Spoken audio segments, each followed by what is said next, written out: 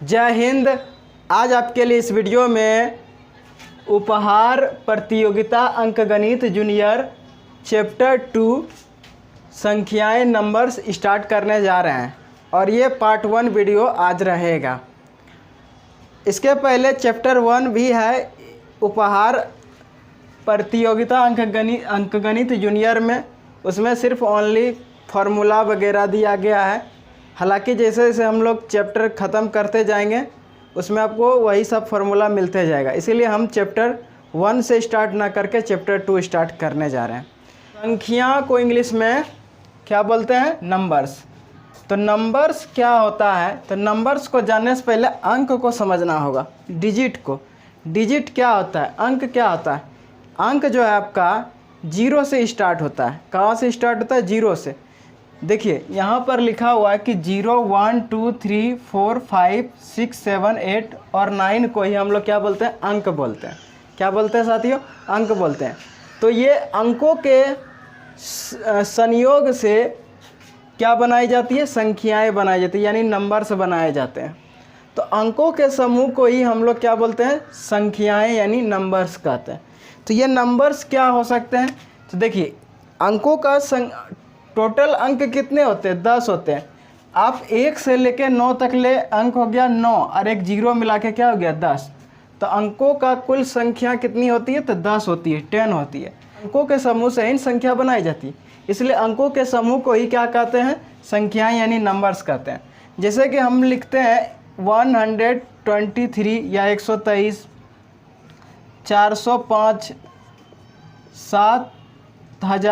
7865, 7865 आदि, यानी कई संख्याएं बने। तो इसमें जो भी संख्या 123, 405, 7865 ये सब कहाँ से आया? अंकों के समूह से ही तो बना, अंकों से ही तो मिलकर बना। तो इसका मतलब यह हुआ कि अंकों के मिलने से ही क्या बनता है?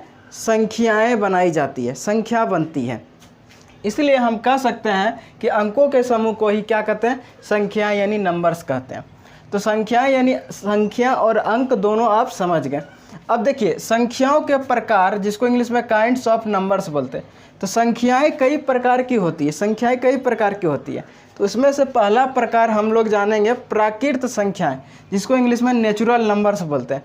तो जिन संख्याओं से वस्तुओं की गिनती की जाती है उन्हें प्राकृत संख्याएं कहते हैं। इसे कैपिटल N से यानी बड़ी N से सूचित किया जाता है, प्रकट किया जाता है। एग्जाम्पल्स में क्या लिखें? n बराबर 1, 2, 3, 4, 5 यानी 1, 2, 3, 4, 5 कहाँ? अनंत तक ने। ये जो नंबर जो इस तरह देख रहे हैं इसको क्या बोलते हैं? हिंदी में अनंत और इंग्लिश में बोलते हैं इन्फिनिट। ठीक है, तो 1 से लेके अनंत तक ले सारे नंबर्स को हम क्या बोल सकते हैं? प्राकृत संख्या यानी नेचुरल नंबर्स बोलते हैं। इसीलिए कहा जाता है कि गिनती की सभी संख्याओं को क्या कहा जाता है? प्राकृत संख्या यानी नेचुरल नंबर्स कहा जाता है। हालांकि आपको प्राकृत संख्या समझ में आ गया और पहले से भी जानते हैं। तो देखिए सबसे छोटी प्राकृत संख्या कितनी होती है? तो स्टार्ट में कौन है? 1, इसलिए सबसे छोटी प्राकृत संख्या कितनी होती है? आपका 1 होता है। सबसे बड़ी प्राकृत संख्या क्या हो जाएगा? अनंत हो जाएगा, इन्फिनिट। क्या हो जाएगा? अनंत, इन्फिनिट, जिसको हिंदी में क्या बोलते हैं? अनंत। अनंत का मतलब क्या हुआ? जिसे हम कभी भी गिन नहीं सकते हैं, उसी को हम अनंत बोलते हैं। समझ गए बच्चों?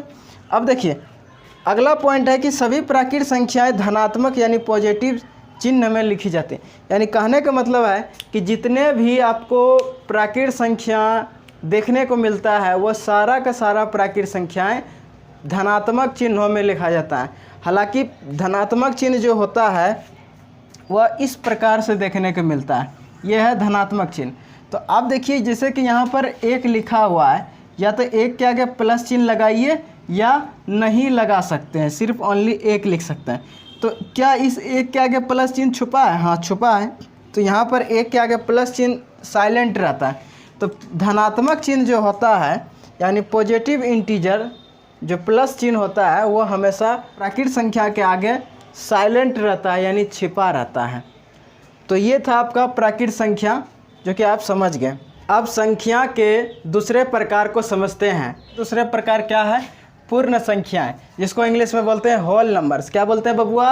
Whole numbers. तो जब प्राकृत संख्याओं के समूह में जीरो को मिलाने से बनी संख्याओं के समूह को पूर्ण संख्याएं कहते हैं। इसे कैपिटल W से सूचित किया जाता है। इसका एग्जाम्पल क्या हो गया, 0 1 2 3 4 5 इन्फिनिट तक ले। तो देखिए पूर्ण संख्या किसको कहते हैं, अभी आपको बताएं प्राकृत संख्या। तो प्राकृत संख्या जो होता है उस प्राकृत संख्या में यदि जीरोआ को शामिल करवाए तो क्या कहलाएगा, मेरा पूर्ण संख्या कहलाएगा। समझ गए, यानी प्राकृत संख्याओं के समूह में क्या शामिल कर देंगे, तो जीरो को शामिल कर देंगे, उसी को हम लोग क्या बोलते हैं, पूर्ण संख्या कहते हैं।